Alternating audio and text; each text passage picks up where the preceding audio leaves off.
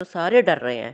کہ حضور کو نہ پتہ چل جائے، حضور کو پتہ لگ جائے گا تو سب کے پسینے چھوٹ رہے ہیں، کہیں ان کو نہ پتہ لگ جائے کہ پیٹرول ختم ہونے جا رہا ہے۔ سب ڈر رہے تھے، پسینے چھوٹ رہے تھے۔ اچھا اب یہاں پہ یہ واقعہ ہے تو یہاں پہ بھی سب ڈرے ہوئے ہیں کہ کسی طرح حضور تو ہو رہی تھی۔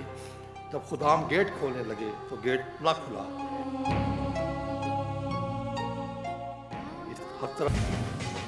اس طرح خدام علیہ نے یہ پروگرام بنایا کہ ہم پلر سمیت گیٹ کو کھاڑ دیتے ہیں۔ چلا 19 کلومیٹر گزرے۔ اب اس بات کو ذرا غور سے سنیے گا۔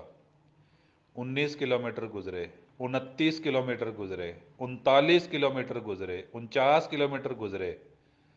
پرائیویٹ سیکرٹری صاحب فرماتے ہیں کہ فیول کی سوئی ایمپٹی پہ تھی، ڈرائیور کے ماتھے پہ پسینہ تھا کہ اس وقت کہیں بھی گاڑی رک سکتی ہے، اور گاڑی میں فیول نہیں، اور حضور انور کھڑے ہوئے ہیں اور وہ سڑک پر کھڑے رہیں گے، اور ہم ان میں اتنی ہمت نہیں ہو رہی تھی کہ وہ یہ بات کر سکیں کہ حضور انور ہم کسی کو کال کر لیتے ہیں، کوئی ہمیں فیول پہنچا دے، کوئی اور بات کر لے۔ پرائیویٹ سیکرٹری صاحب کہتے ہیں ہمارے جسم میں جان نہیں تھی کہ میں یہ بات کر سکوں، اور جہاں انہوں نے 19 کلومیٹر لے جانے کا کہا تھا وہاں قافلہ 78 کلومیٹرز ٹریول کیا ہے، اور اس کے بعد سٹیشن آیا ہے، فیول سٹیشن۔ اچھا ایک اور بڑی خاص بات ان کے واقعات میں ہے، یہ جو میریکلز بنا رہے ہیں یہ، کہ اگر گاڑی جا رہی ہے اور پیٹرول ختم ہو گیا ہے، گیس ختم ہو گئی ہے تو سارے ڈر رہے ہیں کہ حضور کو نہ پتہ چل جائے، حضور کو پتہ لگ جائے گا تو سب کے پسینے چھوٹ رہے ہیں، کہیں ان کو نہ پتہ لگ جائے کہ پیٹرول ختم ہونے جا رہا ہے۔ سب ڈر رہے تھے، پسینے چھوٹ رہے تھے۔ اچھا اب یہاں پہ یہ واقعہ ہے تو یہاں پہ بھی سب ڈرے ہوئے ہیں کہ کسی طرح حضور تو اوپر ہیں دوسرے منزل پہ، تو کسی طرح گیٹ کھولنا ہے اور کسی طرح سے جلدی سے بس وہ پلروں کو کھاڑ کے رکھ دیں تاکہ گیٹ کھل جائے حضور کے نیچے آنے سے پہلے۔ بندہ پوچھے بھی اتنا ڈر کس چیز کا ہے آپ کو؟ وہ خلیفہ ہے، کوئی آدم وہ ہے، کون ہے وہ؟ ڈر کس چیز کا ہے؟ ڈرنا تو صرف رب سے چاہیے، اور رب سے ڈرنے کے لیے آپ کو رب کا بھی علم ہونا چاہیے کہ کون ہے آپ کا رب۔ یہ عجیب تماشے ہیں، اور سب کو ڈرا بھی رہے ہیں باتیں کر کر کے کہ سب ڈرو بھائی، دیکھو ہم بھی ڈرتے ہیں۔ پھر اچانک میریکل ہو جاتا ہے،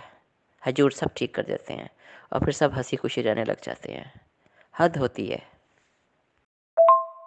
محترمہ دراصل بات یہ ہے وہ ڈرتے اس وجہ سے ہیں جو ایسٹیمیٹ دیا ہوا ہے حضور کو کہ پاڑے حضور یہ گیٹ کے اوپر اتنا پیسہ دے گا، تو آدھا پیسہ تو جیب میں ڈالا ہوتا ہے، تو پاڑے حضور کی رپورٹ دی ہوتی ہے کچھ اور ہوتی ہے، تو پاڑے حضور کہیں گے یار انہوں نے پٹھیو تو انہوں میں اتنا پیسہ دیتا ہے تو اے گیٹ لگوایا تسی جڑا کھلدا ہی نہیں، وہ اس وجہ سے ڈرے ہوتے ہیں۔ دوسرا یہ وہ گاڑی میں پیٹرول وہ کہہ گے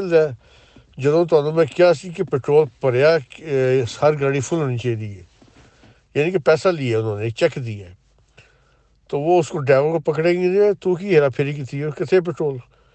تو وہ اپنی اپنی سب کو پڑھ جاتی ہے کہ پاڑے حضور جو ہے نا، جو ہم نے ایک ایسٹیمیٹ بنا کے دیا ہے، جو ان کو لوٹا ہے ہم نے پاڑے حضور کو، گدھے کو، تو گدھا جو ہے نا وہ کہیں ہوش میں نہ آ جائے، وہ اس وجہ سے ڈرتے ہیں، کیونکہ آپ کو معلوم ہی ہے نا کہ ہر مسجدوں میں سے، ہر املاک سے، ہر جگہ سے لوٹ مار ہو رہی ہے ان کی، بتاتے کچھ ہے ایسٹیمیٹ کچھ ہوتا ہے اور لگاتے کتنا ہے وہ ان کو پتہ ہی سب کو،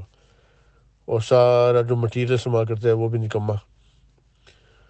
تو وہ کہتے ہیں کہ پاڑی جھوٹ کی آنکھ نہ کھل جائے اور ہوش میں نہ آ جائے، گدھا ہے گدھا ہی رہے ساری عمر، ساڑے تو کھوتا بیٹھے ہیں تو اسی جو مرضی کرتے گئے تھلیوں، کھوتا جس دن اٹھ پیا تو ساڑی خیر دیں گی، تو وہ اس واسطے بیچارے ڈرتے ہیں، کبھی رو رہے ہوتے ہیں کہ یا اللہ کھوتے نہ کھوتے رکھ، اینو بندے کا پتر نہ بنا دیں۔